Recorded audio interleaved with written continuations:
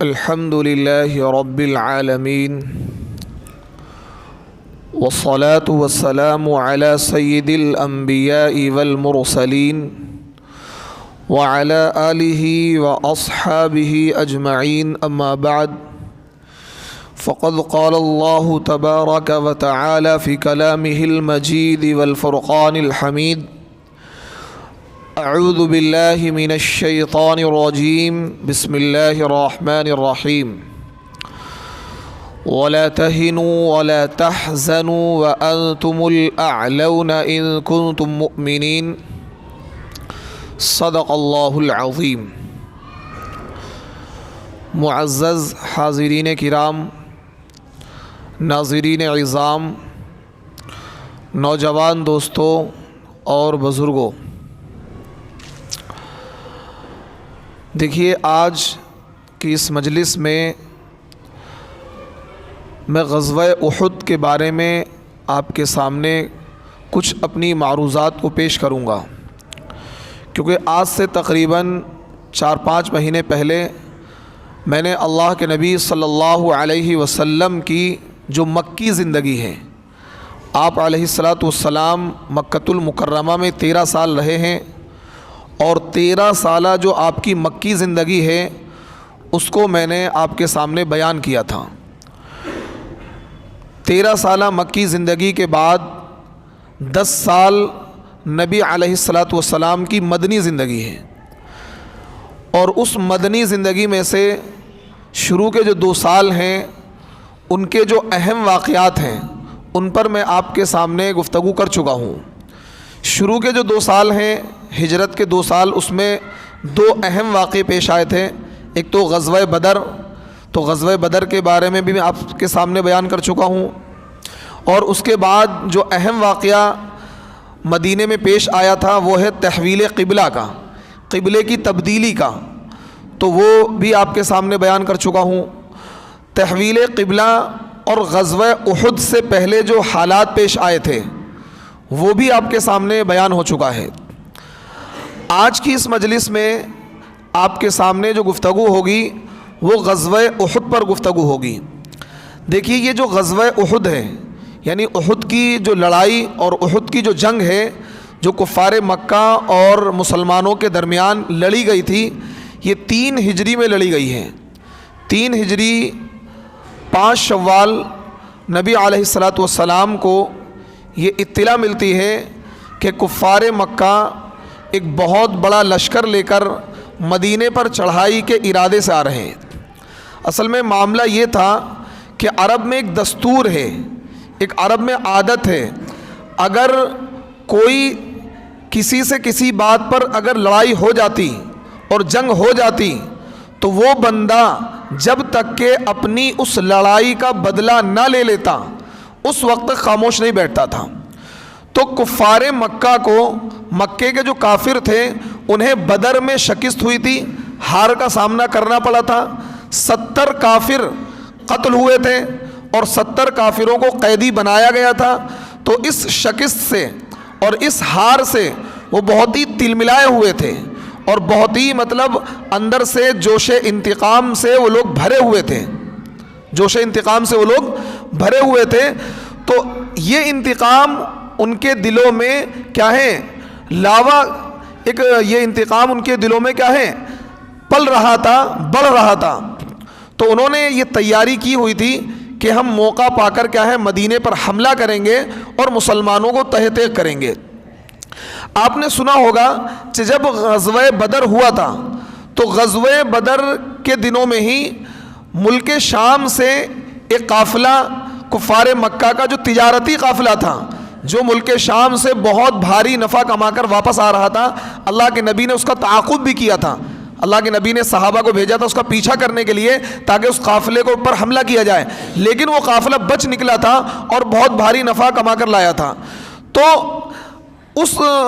وہ جو قافلہ نفع کما کر لایا تھا وہ نفع ان کے پاس کیا محفوظ تھا، وہ بھی تقسیم نہیں ہوا تھا لوگوں میں۔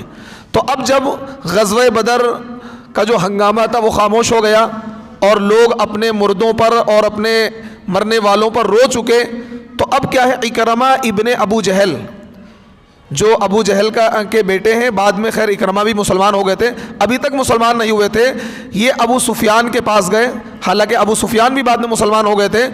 اور یہ کہا کہ اب انتقام کا وقت آ چکا ہے، اور ہمارے وہ لوگ جو بدر میں مسلمانوں کے ہاتھوں قتل کر دیے گئے تھے، اب ہم یہ چاہتے ہیں کہ اب ہم ان سے انتقام لیں اور مسلمانوں کے خلاف ایک بڑا لشکر تیار کریں اور مسلمانوں کو تہہ تیغ کر دیں، اور وہ رقم جو ہم نے ملک شام سے تجارت کر کے کمائی تھی، پورے ملک مکے کے لوگوں نے، وہ سارا نفع ایک جگہ اکٹھا کر لیا جائے، کسی کو نفع نہ دیا جائے، بس اس کا جو کیپٹل ہے، جو اصل مال ہے، لوگوں کا واپس کر دیا جائے، اور جس کے مال پر جو نفع ہوا تھا اس نفع کو روک لیا جائے اور اس سارے نفع کو جنگ پر خرچ کر دیا جائے۔ یہ تجویز پاس ہوئی۔ جب یہ رائے دی گئی تو یقیناً، کیونکہ ہر گھر سے کوئی نہ کوئی قتل ہوا تھا، ہر گھر سے کسی کا چچا قتل ہوا ہے، کسی کا بھتیجا قتل ہوا ہے، کسی کا باپ قتل ہوا ہے، تو سب کے سب لوگ اس بات پر تیار ہو گئے کہ جو ہم نے ملک شام سے تجارت کر کے جو نفع کمایا تھا، صرف ہمارا کیپٹل دے دیا جائے اور جو نفع ہے اس کو روک لیا جائے، اور اس نفع کو مسلمانوں کے خلاف جنگ میں استعمال کیا جائے گا۔ خیر یہ تجویز پاس ہوئی، اور جنگ کو بھڑکانے کے لیے اس وقت دو چیزیں ہوا کرتی تھیں، ایک تو شعر و شاعری۔ عرب میں شعر و شاعری کا بہت کیا ہے چرچا تھا، بچہ شاعر ہوتا تھا، یعنی ماں کے پیٹ سے ہی بچہ شاعر پیدا ہوتا تھا۔ ایک بندہ یوں ہی بیٹھے بیٹھے سینکڑوں اشعار پڑھ دیتا تھا کہ نا، جب کسی چیز کا عام چرچا ہوتا ہے تو وہاں وہ چیزیں عام ہو جاتی، کامن ہو جاتی ہیں، تو گھر گھر میں بچہ شاعر تھا۔ تو عرب میں ایک دو مشہور شاعر تھے، عمرو جمحی اور مصافع، ان دونوں شاعروں کو بلایا گیا اور یہ کہا گیا کہ تم اپنی شاعری سے پورے مکے میں اور مکے کے اطراف میں جو قبائل اور جو گاؤں اور خاندان آباد ہیں ان میں جا کر ایک جوش اور جذبہ بھر دو، تاکہ لوگ جنگ کے لیے تیار ہو جائیں، کیونکہ مسلمانوں کو ہمیں ہلکے میں نہیں لینا ہے، بلکہ ایک بڑا لشکر مسلمانوں کے خلاف تیار کر کے اور مسلمانوں کا اپنی سے صفایا کرنا ہے۔ تو اس طریقے سے عمرو جمحی اور مصافع یہ دونوں شاعر متعین ہوئے، اور انہوں نے کیا ہے پورے عرب کے جو قبائل تھے مکے کے اطراف میں آباد تھے ان کے اندر کیا ایک جوش انتقام پیدا کر دیا اور جذبہ پیدا کر دیا اپنی شاعری سے۔ اسی طریقے سے جو خواتین تھیں، ان خواتین کو ذمہ داری دی گئی کہ وہ خواتین بھی جنگ میں شامل ہوں، کیونکہ عرب میں دستور تھا جس جنگ میں خاتون شامل ہوتی تھی، عورتیں شامل ہوتی تھیں، تو اس جنگ میں اس فوج کے لوگ، جس فوج میں عورتیں شامل ہوتی تھیں، وہ بہادری سے لڑتے تھے۔ اس لیے اگر ہم پیچھے ہٹ گئے تو ہماری بے عزتی ہوگی، اور عورتیں کیا ہے ہم پر تانے کسیں گی کہ بتاؤ تم کیسے مرد ہو کہ میدان جنگ چھوڑ کر بھاگ آئے۔ اور دوسرا یہ ہے کہ اگر ہم پیچھے ہٹے اور ہمیں ہار کا سامنا کرنا پڑا تو ہماری عورتوں کو بھی کیا ہے بے حرمتی کا سامنا کرنا پڑے گا، سامنے والی فوج ہماری عورتوں کو کیا ہے باندھی بنا لے گی۔ تو اس طریقے سے ایک زبردست لشکر کفار نے تیار کیا، اور زبردست ساز و سامان کے ساتھ، تیر اندازوں کے ساتھ، گھڑ سواروں کے ساتھ، اور کئی ساری عورتیں، بڑے بڑے معزز گھرانے کی عورتیں، ہند ابو سفیان کی بیوی، ام سلیط، یعنی بہت سی عورتیں، ام حکیم، اور بہت بڑی بڑی عورتیں، بڑے بڑے خاندان کی عورتیں اس جنگ میں شامل ہوئیں، اور ان کا کام یہ تھا کہ وہ جذباتی اشعار پڑھتی تھیں، جذباتی اشعار لوگوں کو ابھارنے کے لیے، لوگوں کے ضمیر کو جھنجھوڑنے کے لیے، تاکہ جو نوجوان ہیں وہ جذبے کے ساتھ مسلمانوں کا مقابلہ کریں اور مسلمانوں کو شکست دیں۔ خیر اللہ کے نبی صلی اللہ علیہ وسلم کے چچا حضرت عباس، جو ابھی تک مکۃ المکرمہ میں تھے، مسلمان تو ہو چکے تھے لیکن اپنی کچھ مجبوریوں کی وجہ سے یہ مدینہ ہجرت نہیں کر پائے تھے، جب انہیں اس بات کا علم ہوا کہ کفار اتنی زبردست تیاری کر رہے ہیں اور مسلمانوں کے خلاف ایک زبردست لشکر تیار کر رہے ہیں، انہوں نے جلدی کا ایک خط لکھا اور ایک تیز رفتار قاصد کو انہوں نے تیار کیا، اور یہ کہا 3 دن 3 رات کے اندر تمہیں مدینہ پہنچنا ہے۔ مکے سے مدینے کی جو دوری ہے تقریباً 450 کلومیٹر ہے، اور اس دور میں گھوڑے کی سواری، تو 3 دن 3 رات کے اندر تمہیں کیا ہے مدینے پہنچنا ہے، اور میرے چچا میرے بھتیجے محمد صلی اللہ علیہ وسلم کو یہ پیغام پہنچانا ہے کہ اس طریقے سے کیا ہے کفار مکہ ایک بڑا لشکر لے کر آ رہے ہیں مدینے پر حملہ کرنے کے لیے۔ خیر حضرت عباس رضی اللہ تعالیٰ عنہ نے ایک شخص کو بھیجا، اور وہ خط کیا ہے نبی علیہ الصلوۃ والسلام کے پاس پہنچ گیا۔ جب نبی علیہ الصلوۃ والسلام کے پاس وہ خط پہنچا تو کفار مکہ کے پہنچنے سے پہلے ہی وہ خط پہنچ گیا۔ ابھی کفار مکہ مدینے کے قریب آ چکے تھے لیکن مدینے میں داخل نہیں ہوئے تھے۔ مدینے کے قریب ایک جگہ عریض نامی ایک جگہ ہے، وہاں مدینے کے لوگوں کے گھوڑے وغیرہ چلا کرتے تھے۔ تو اللہ کے نبی صلی اللہ علیہ وسلم کو جب یہ خط ملا تو نبی علیہ الصلوۃ والسلام نے 2 صحابی ہیں، ان 2 صحابی کو متعین کیا اور یہ کہا ذرا خبر لے کر آؤ، جائزہ لے کر آؤ کہ اس خبر میں کتنی سچائی ہے، آیا کفار مکہ آ چکے ہیں یا نہیں آئے ہیں۔ انس اور مونس 2 صحابی کو اللہ کے نبی نے متعین کیا اور یہ کہا کہ جاؤ تم حالات کا جائزہ لے کر آؤ اور ذرا ہمیں بتاؤ کہ مطلب فوج کہاں تک پہنچ چکی ہے کفار مکہ کی۔ تو انہوں نے آ کر یہ اطلاع دی کہ اللہ کے نبی صلی اللہ علیہ وسلم جو عریض نامی ایک جگہ ہے جہاں پر ہمارے گھوڑے چلا کرتے ہیں، وہاں تک کفار مکہ کی فوج آ چکی ہے اور وہ مدینے پر حملے کا ارادہ رکھتی ہے۔ پھر ایک اور صحابی کو اللہ کے نبی نے متعین کیا اور یہ کہا کہ جاؤ تم جاسوسی کر کے لاؤ اور یہ پتہ لگاؤ کہ فوج میں کتنی بڑی تعداد ہے، کتنے لوگ ہیں، کیونکہ جب تک آپ مخالفین کی فوج کا جائزہ نہیں لیں گے اس وقت تک کیا ہے آپ کامیاب نہیں ہو سکتے ہیں۔ تو اللہ کے نبی صلی اللہ علیہ وسلم نے ایک صحابی کو بھیجا تو انہوں نے آ کر اطلاع دی اور صحیح تعداد بتلائی کہ اتنی بڑی تعداد ہے، اتنے گھڑ سوار ہیں، اتنے زراپوش ہیں، اتنے ساری اطلاع انہوں نے آ کر پورا تخمینہ بنا کر اللہ کے نبی کے سامنے پیش کر دیا کہ فوج کی یہ پوزیشن ہے۔ اللہ کے نبی صلی اللہ علیہ وسلم کو جب اطلاع ملی، یہ بدھ کا دن تھا، 5 شوال کا دن تھا، اللہ کے نبی نے صبح تمام صحابہ کو اکٹھا کیا اور مشورہ کیا کہ بھئی کیا کرنا چاہیے۔ کیا کیا؟ مشورہ کیا کہ کفار کے مقابلے میں ہمیں کس طریقے سے لڑنا چاہیے اور کیا جنگ کے لیے داؤں پیچ اختیار کرنے چاہیے۔ تو صحابہ میں سے مہاجرین جو تھے، مہاجر وہ صحابہ ہیں جو مکے سے مدینے گئے تھے، انصار وہ صحابہ ہیں جو مدینے کے ہی تھے اور انہوں نے مسلمانوں کی مدد کی تھی، یعنی اللہ کے نبی پر ایمان لا چکے تھے اور مہاجرین صحابہ کی مدد کی تھی۔ تو انصار میں سے بڑے بڑے صحابہ نے اور مہاجرین جو تھے ان میں سے اکثر نے رائے دی کہ مدینے میں رہ کر ہی ہم کیا ہے اپنی عورتوں اور بچوں کو جو مدینے کے آس پاس میں قلعے ہیں ان کے وہاں بھیج دیں اور ہم لوگ مدینے میں رہ کر ہی کیا پورے اپنے مدینے کا دفاع کریں اور کیا ہے ان سے مقابلہ مدینے میں رہ کر کریں، باہر نکل کر نہ کریں۔ اکثر صحابہ کی رائے تھی، لیکن جو نوعمر صحابہ تھے، جو جذباتی صحابہ تھے، بالکل ینگ تھے، انہوں نے کہا کہ نہیں جی اللہ کے نبی ہماری رائے یہ ہے کہ ہم مدینے میں رہ کر کیا ہے مقابلہ نہ کریں، بلکہ وہ شوق شہادت سے کیا لبریز تھے، ان کے دلوں میں ایک جذبہ تھا، کیونکہ یہ وہ صحابہ تھے جو جنگ بدر میں کیا ہے شریک نہیں ہو سکے تھے، تو اس لیے انہوں نے جوش ایمانی اور جذبہ شہادت سے سرشار ہو کر اللہ کے نبی سے کہا کہ اللہ کے نبی ہماری تمنا یہ ہے کہ ہم باہر نکل کر ایک میدان میں مقابلہ کریں اور کفار کے ہم پرخشے اڑا دیں۔ تو اللہ کے نبی صلی اللہ علیہ وسلم کو جب ان صحابہ نے یہ رائے دی تو اللہ کے نبی کمرے کے اندر گئے اور باقاعدہ ہتھیار سے لیس ہو کر زرہ پہن کر اللہ کے نبی باہر آ گئے۔ اب تمام صحابہ تھوڑا سا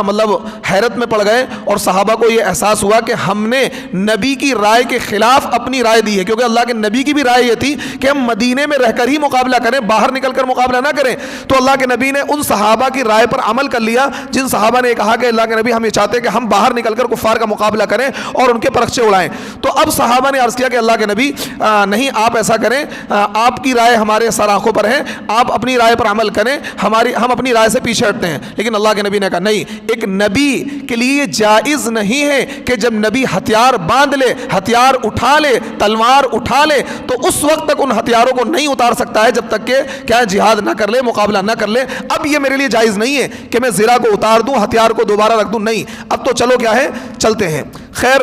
اسی جنگ میں، یہ جو جنگ تھی یہیں سے کیا ہے ایک طبقہ مکے میں مدینے میں پیدا ہو گیا تھا منافقین کا۔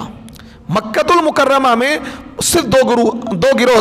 تھے، ایک کفار کا گروہ تھا، ایک مسلمان کا گروہ تھا، لیکن مدینے کی زندگی میں ایک گروہ تیسرا بھی وجود میں آیا جس کو منافقین کہتے ہیں۔ منافقین کسے کہتے ہیں؟ منافقین وہ لوگ تھے کہ جو ظاہری طور پر جنہوں نے کلمہ پڑھ لیا تھا، یہ کہتے تھے قالوا آمنا باللہ کہ ہم اللہ پر ایمان لے آئے،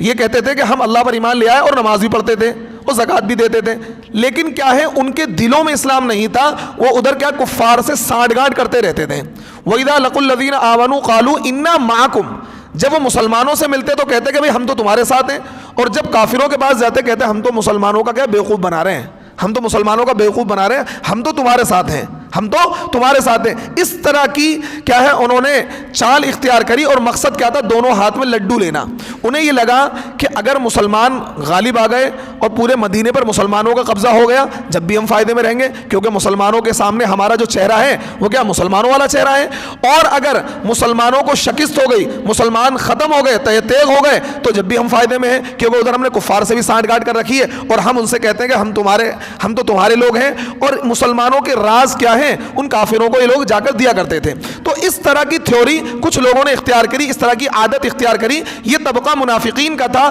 اور اس طبقے کو بدترین نگاہوں سے دیکھا گیا ہے,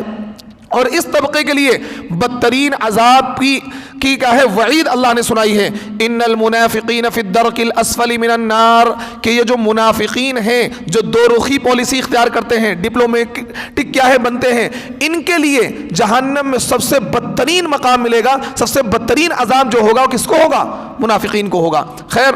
ان کا جو سردار تھا عبداللہ بن ابی بن سلول, یہ منافقین کا سردار تھا, یہ بھی مشورے میں شامل تھا. اس کی رائے بھی یہ تھی کہ مدینے کے اندر رہ کر ہی مقابلہ کیا جائے, اس کی رائے بھی یہ تھی. تو خیر, لیکن نبی علیہ الصلوۃ والسلام نے ان صحابہ کی رائے پر عمل کیا جو نوجوان صحابہ تھے اور جن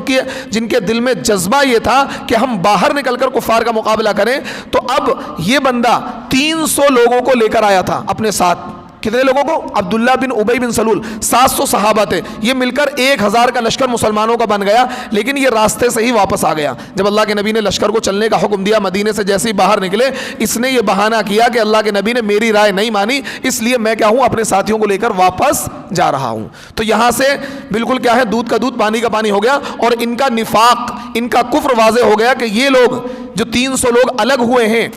مسلمانوں سے, اور عبداللہ بن ابی بن سلول کی قیادت میں اس کو اپنا قائد مان رہے ہیں, اللہ کے نبی کو نہیں مان رہے ہیں, یہ کیا ہے مسلمان نہیں ہے بلکہ منافق ہیں, ان کے دلوں میں کفر چھپا ہوا ہے. خیر, نبی علیہ الصلوۃ والسلام 700 صحابہ لے کر میدان احد کے اندر پہنچ جاتے ہیں. میدان احد, یہ احد جو ہے ایک پہاڑ کا نام ہے, بہت بڑا پہاڑ ہے. مدینۃ المنورہ سے اتر کی جانب میں, شمال اتر کو بولتے ہیں, شمال کی جانب میں تقریباً 1.5-2 میل کے فاصلے پر, یعنی 3-4 کلومیٹر دوری پر ایک پہاڑ ہے. اور اس پہاڑ کے درے میں جا کر, پہاڑ کے کنارے میں, پہاڑ کے آس پاس جا کر کیا ہے کفار مکہ پہلے سے ہی وہاں پر پڑاؤ ڈال چکے تھے. نبی علیہ الصلوۃ والسلام بھی اپنی فوج کو لے کر وہیں پر آپ نے قیام فرمایا. اب کیا ہے حالات کا جائزہ لیا. تو اللہ کے نبی صلی اللہ علیہ وسلم نے فوج کی ترتیب اس طریقے سے دی کہ آپ نے سامنے کیا ہے اس طریقے سے ان سے مقابلہ کیا, پہاڑ کو اپنے پیچھے رکھا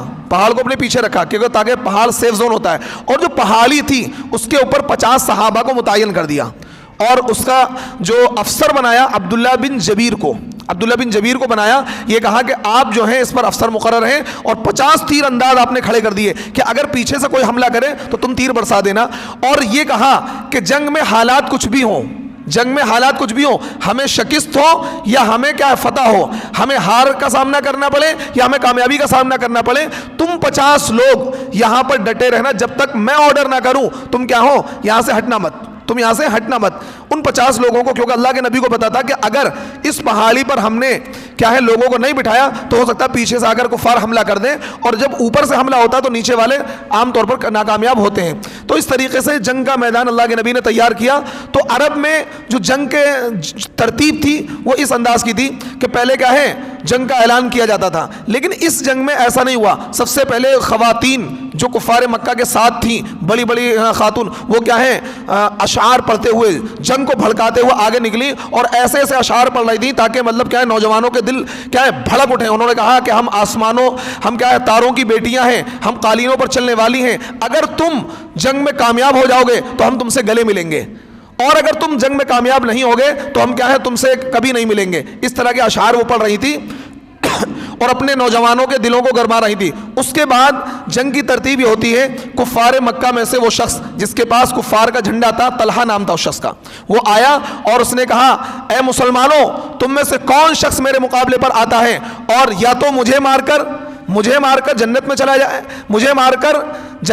جائے یا خود قتل مجھے مار دے اور جہنم میں پہنچا دے, یا تو مجھے مار کر جہنم میں پہنچا دے یا خود مر کر جنت میں چلا جائے. اس نے اس طرح کا تانا دیا, کیونکہ مسلمانوں کا عقیدہ ہے کہ اگر مسلمان نے کافر کو مار دیا تو کیا کہلائے گا, مسلمان غازی کہلائے گا, اور اگر مسلمان مر گیا تو مسلمان شہید کہلائے گا. تو مومن کے دونوں ہاتھوں میں لڈو ہیں, اگر وہ مارے جب بھی کامیاب اور مر جائے تو جب بھی کامیاب. تو اس نے کہا کہ مجھے مار کر کون مجھے دوزخ میں پہنچائے گا اور خود مر کر کون جنت میں جائے گا, آؤ مقابلے پر. تو حضرت علی رضی اللہ تعالیٰ عنہ اس کے مقابلے پر آئے. اس طریقے سے جنگ ہوتی تھی, اس کو بولتے ہیں مبارزہ طلبی ہوتی کہ آؤ ہے کوئی میرے مقابلے پر نکلنے والا. تو حضرت علی اس کے مقابلے پر نکلے اور حضرت علی نے ایک ہی تلوار میں اس کو زمین پر گرا دیا, اس کی لاش کیا تڑپنے لگی. اس کے بعد اس کا جو بھائی تھا عثمان، طلحہ کا بھائی عثمان، کفار مکہ میں سے، اس شخص نے کا جھنڈا لیا اور میدان میں آیا، اور کیا ہے اشعار پڑھتا ہوا جوش میں آیا آگے کہ آج ہم دیکھ لیں گے اور ہم کیا ہے مسلمانوں کو خون آلود کر دیں گے، اس طریقے کا اشعار وہ پڑھ رہا تھا۔ ادھر سے کیا ہے حضرت حمزہ رضی اللہ تعالیٰ عنہ جو سید الشہداء ہیں، اللہ کے نبی کے چچا ہیں اور عرب کے ایک مشہور زبردست پہلوان ہیں، وہ نکلے اور انہوں نے ایک تلوار اس کے کندھے پر ماری اور نیچے تک اس کی کمر تک وہ تلوار کیا ہے اس کا ہاتھ کٹ کے گر گیا اور ایک ہی وار میں کیا ہے وہ جہنم رسید ہو گیا۔ اب کیا ہے یہ تو مبارزہ طلبی ہوتی ہے، اس کے بعد گھماسان کی جنگ ہوتی ہے، آپس میں دونوں لشکر بھڑ جاتے ہیں اور ایک دوسرے سے مقابلہ آرائی شروع ہو جاتی ہے۔ اللہ کے نبی ادھر مسلمانوں کے لشکر میں سے 3-4 بہادر ایسے تھے جو عرب پر بھاری تھے، حضرت ابو دجانہ، حضرت علی اور حضرت حمزہ، یہ 3 بہادر ایسے تھے کہ جو کیا ہے کفار مکہ کے لشکر کو تہ تہ کر رہے تھے اور کفار مکہ کے لشکر کو کیا ہے صفوں کی صفیں الٹ دی تھی، لشکر کو کیا ہے صفوں کو چیرتے ہوئے لاشوں کو گراتے ہوئے جا رہے تھے۔ اللہ کے نبی صلی اللہ علیہ وسلم نے کہا کہ کون، اللہ کے نبی نے اپنی تلوار کے لیے کہا کون اس تلوار کو سنبھالے گا؟ کئی صحابی نے ہاتھ اٹھائے کہ ہم سنبھالیں گے، ہم سنبھالیں گے، ہم لیں گے، لیکن اللہ کے نبی صلی اللہ علیہ وسلم نے اس تلوار کو ابو دجانہ کو دیا۔ کس کو دیا؟ ابو دجانہ، یہ عرب کے ایک مشہور پہلوان تھے، بڑے بہادر تھے۔ جب اللہ کے نبی نے ان کو تلوار دی تو ان کی بہادری اور بڑھ گئی اور ان کا جوش اور بڑھ گیا، انہوں نے سر پر سرخ رومال باندھا اور اکڑتے ہوئے تنتے ہوئے دشمنوں کے لشکر میں جاتے صفوں کی صفیں الٹ دیتے، کئی سو کو انہوں نے کیا ہے جہنم رسید کر دیا۔ اللہ کے نبی نے حضرت ابو دجانہ کی چال دیکھی، بالکل اکڑ کر تنتے ہوئے کیا ہے مقابلہ کر رہے ہیں، تو اللہ کے نبی نے کہا جس چال سے ابو دجانہ چل رہے ہیں یہ چال اللہ کو سخت ناپسند ہے، لیکن جنگ کے میدان میں ناپسند نہیں ہے۔ اگر کوئی بندہ عام حالات میں اکڑ کر چلے تو اللہ کو ناپسند ہے، اکڑ کر نہیں چلنا چاہیے، عاجزی کے ساتھ چلنا چاہیے۔ وَلَا تَمْشِ فِي الْأَرْضِ مَرَحًا، قرآن میں آتا ہے کہ زمین پر اکڑ کر نہ چلو، عاجزی کے ساتھ چلو، لیکن جنگ کے میدان میں جتنا ہی آپ اکڑ کر چلو وہ اللہ کو پسند ہے۔ کیوں؟ اگر آپ اکڑ کر نہیں چلو گے تو کفار پر رعب کیسے پڑے گا، سامنے والے لشکر پر رعب کیسے پڑے گا؟ تو حضرت ابو دجانہ سر پر سرخ رومال باندھے ہوئے ہیں، تنتے ہوئے سینہ تان کر اکڑ کر چل رہے ہیں اور کفار کے لشکر کو تہ تہ کر رہے ہیں۔ آخر کار جنگ کا نتیجہ یہ نکلتا ہے کہ کفار تہ تہ ہو جاتے ہیں اور حضرت حمزہ اور حضرت ابو دجانہ، حضرت علی رضی اللہ تعالیٰ نے پورے لشکر کی صفوں کی صفیں الٹ دی، اور مسلمانوں میں اور بھی بہادر تھے، حضرت مصعب بن عمیر تھے اور بھی بہت سارے بہادر تھے جنہوں نے کیا ہے کفار کے لشکر کو تہ تہ کر دیا۔ اب جنگ کا میدان پلٹنے لگا، جو عورتیں اشعار پڑھ رہی تھیں اور اپنے جنگجوؤں کو اور اپنے لشکر کے لوگوں کو بھڑکا رہی تھیں، وہ بھی کیا ہمت ہار چکی تھی، پیچھے ہٹ چکی تھی۔ کفار کا لشکر کیا ہے شکست کھا چکا تھا، مسلمانوں کو فتح ہو چکی تھی، مسلمان کیا جنگ کے میدان میں جو مال غنیمت ہوتا ہے اس کو اکٹھا کرنے لگے۔ اب وہ جو پہاڑی پر وہ جو لوگ بیٹھے ہوئے تھے جن کو اللہ کے نبی نے کہا تھا کہ تم اس جگہ کو نہ چھوڑنا، جنگ کے حالات کچھ بھی ہوں، لیکن ان لوگوں نے ان کے ذہن سے بات نکل گئی اور وہ سوچے کہ اللہ کے نبی کا یہ کہنا ایک تاکیدن تھا کہ بھئی کچھ بھی حالات ہو، لیکن اب ہم کھلی آنکھوں سے دیکھ رہے ہیں کفار بھاگ چکے ہیں، میدان چھوڑ چکے ہیں، چلو اب خوشی کے مارے وہ لوگ نیچے اتر آئے۔ ان کے جو افسر تھے جن کو اللہ کے نبی نے وہاں پر افسر مقرر کیا تھا، حضرت عبداللہ بن جبیر، انہوں نے منع کیا کہ نہیں، اللہ کے نبی کی تاکید تھی کہ ہمیں یہ پہاڑی نہیں چھوڑنی ہے، لیکن ان لوگوں نے کہا نہیں، اللہ کے نبی کا یہ حکم تو جب تھا کہ جب ہار رہے ہوتے، اب تو کیا ہے شکست ہو چکی ہے اور سب بھاگ چکے ہیں، چلو ہم بھی مال اکٹھا کرتے ہیں، ہم بھی کیا ہے مسلمانوں کا ساتھ دیتے ہیں۔ آخر کار انہوں نے کیا ہے اس پہاڑی کو چھوڑ دیا، لیکن کچھ صحابی جن کے ذہن میں اللہ کے نبی کا یہ فرمان تھا کہ حالات کچھ بھی ہو تم ڈٹے رہنا، وہ وہاں پر ڈٹے رہے۔ خالد بن ولید جو اب تک مسلمان نہیں ہوئے تھے، ابھی کفار کے لشکر میں تھے، انہوں نے حالات کا جائزہ، انہوں نے حالات کو بھاپ لیا اور وہ اپنے لشکر کو تیار کر کے پیچھے سے آ گئے اور پیچھے سے آ کر انہوں نے پہاڑی پر حملہ کر دیا۔ اب جو وہاں پر 3 اندار 5-7 موجود تھے، انہوں نے مقابلہ کیا اور مقابلہ کر کے وہ تمام کے تمام مسلمان شہید ہو گئے۔ کہاں تو مسلمانوں کو فتح ہو چکی تھی، لیکن فتح کیا شکست میں تبدیل ہو گئی، چھوٹی سی مسلمانوں کی چوک اور غلطی کی وجہ سے۔ اور اس کے بعد کیا ہے ایک ایسی گھماسان کی جنگ شروع ہو گئی، کیونکہ مسلمان تو خوشی میں ڈوبے ہوئے تھے اور مسلمان کیا مال غنیمت اکٹھا کر رہے تھے، اچانک ان پر تلوار برسنے لگی، ان پر تیر برسنے لگے۔ اب حواس باختہ ہو گئے، کون لوگ آ گئے، کہاں سے آ گئے، یہ معاملہ کیا ہوا، یہ جنگ کا نقشہ کیوں پلٹ گیا؟ تو اس طریقے سے اتنی گھماسان کی آپس میں جنگ شروع ہو گئی، مسلمان کے اوپر ہی تلوار اٹھانے لگے، پتہ ہی نہیں لگ رہا تھا کون کس کا آدمی ہے، کون کس کا آدمی، آپس میں سب رل مل گئے، کیونکہ صفیں جو لگی ہوئی تھی سب الٹ پھلٹ ہو گئی تھی۔ اور اسی ہنگامے کارزار میں کہ آپس میں ایک دوسرے پر تلواریں چلنے لگی، کس پر تلوار چل رہی ہے پتہ نہیں لگ رہا تھا۔ حضرت حذیفہ ابن الیمان جو ایک صحابی رسول ہیں، ان کے والد یمان، وہ کیا ہے مسلمانوں کے ہاتھوں سے شہید ہو گئے۔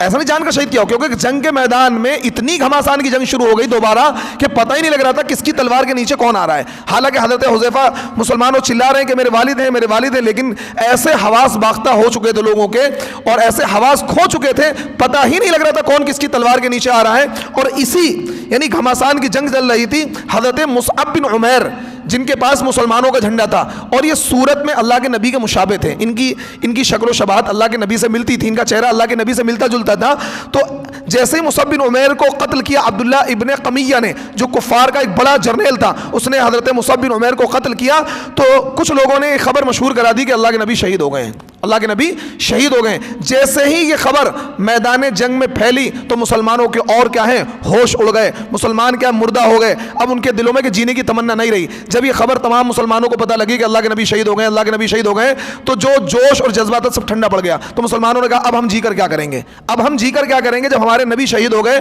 ہمارے نبی دنیا سے رخصت ہو گئے. حالانکہ نبی شہید نہیں ہوئے تھے، بلکہ غلط خبر مشہور ہو گئی کہ نبی شہید ہو گئے. پورے لشکر میں ایک مردگی چھا گئی، پورے لشکر میں کیا ہے غم چھا گیا، اور سب کے سب کیا ہے سب نے ہتھیار ڈال دیے. حضرت عمر الگ کھڑے ہو گئے، وہ الگ کھڑے ہو گئے، اور کفار نے اس موقع کا فائدہ اٹھا کر مسلمانوں کے کافی لوگ شہید کیے. 70 مسلمان اس جنگ میں شہید ہوئے. اور اسی جنگ میں حضرت حمزہ رضی اللہ تعالیٰ عنہ جو اللہ کے نبی کے سگے چچا ہیں، وحشی بن حرب ایک غلام ہیں. یہ حالانکہ وحشی بھی بعد میں مسلمان ہو گئے تھے، تو اس بندے کو یہ آفر دیا گیا تھا کہ تم حمزہ کو قتل کر دو، تمہیں آزاد کر دیا جائے گا. کیوں؟ حضرت حمزہ رضی اللہ تعالیٰ عنہ نے عتبہ کو قتل کیا تھا اور جبیر بن مطعم اس کے چچا کو قتل کیا تھا. تو یہ جو وحشی تھا یہ جبیر بن مطعم کا غلام تھا، اور ہند جو ابو سفیان کی بیوی ہے امیر معاویہ کی ماں ہے، حالانکہ ہند بھی بعد میں مسلمان ہو گئی ہندہ. تو اس نے جبیر بن مطعم نے اور ہند نے یہ کیا ہے اسے آفر دیا تھا وحشی کو، اگر تم حمزہ کو قتل کر دو گے تو ہم تمہیں آزاد کر دیں گے اور تمہیں مالا مال کر دیں گے. تو وہ یہ وحشی طاق میں بیٹھے ہوئے تھے،